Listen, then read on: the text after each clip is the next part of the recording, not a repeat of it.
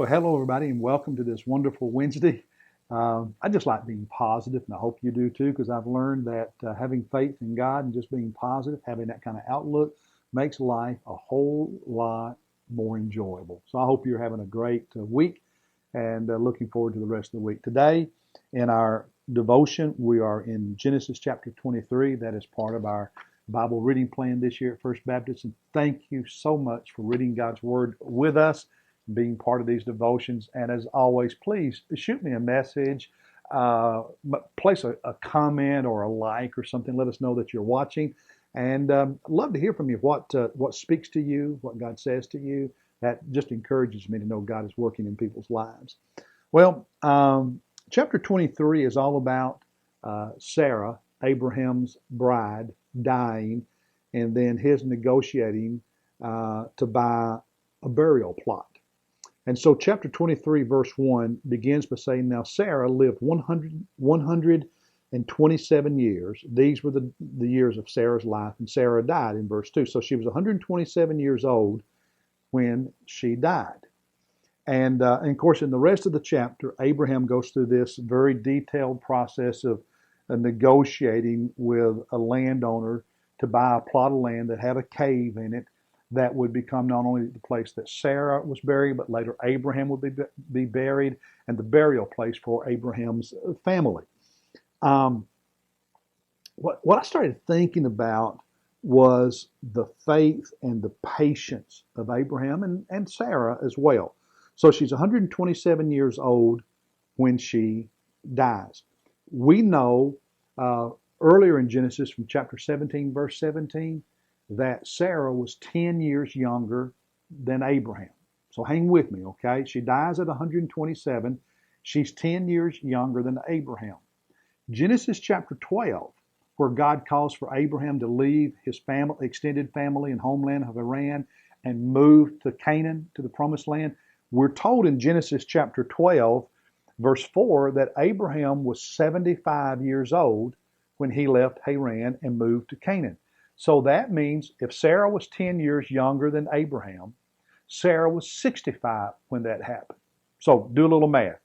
Subtract 65 from 127, because she was 127 years old when she died. She was 65 years old when they moved to Canaan. So that means 62 years. 65 from 127, 62.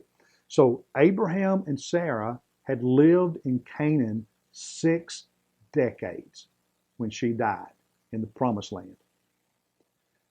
When Abraham buys the plot of land to bury his wife, that is the first piece of property he ever owned in the promised land. God had promised Abraham that he would give this land to his descendants, that he would make of his descendants a great nation. Well, we know that came to pass with the Jewish people, the nation of Israel, the promised land. Think about this.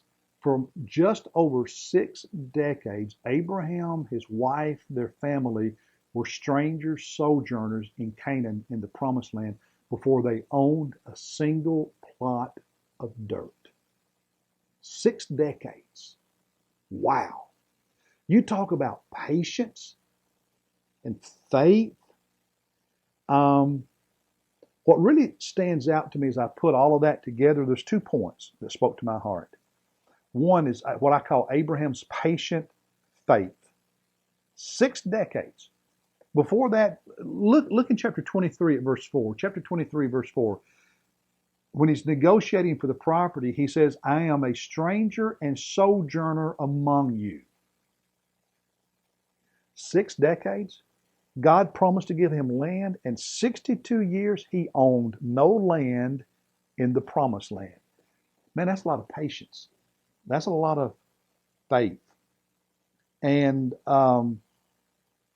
you and I, if we're not careful, we become really impatient quickly and give up on God, don't we?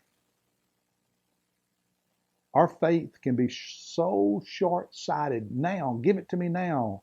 It's almost like driving, you ever gone through the drive-through of a fast food restaurant and it took longer than it should and you got frustrated? Sometimes that's how we are with God. 6 decades of waiting, of patient faith. I think you and I can learn something from that.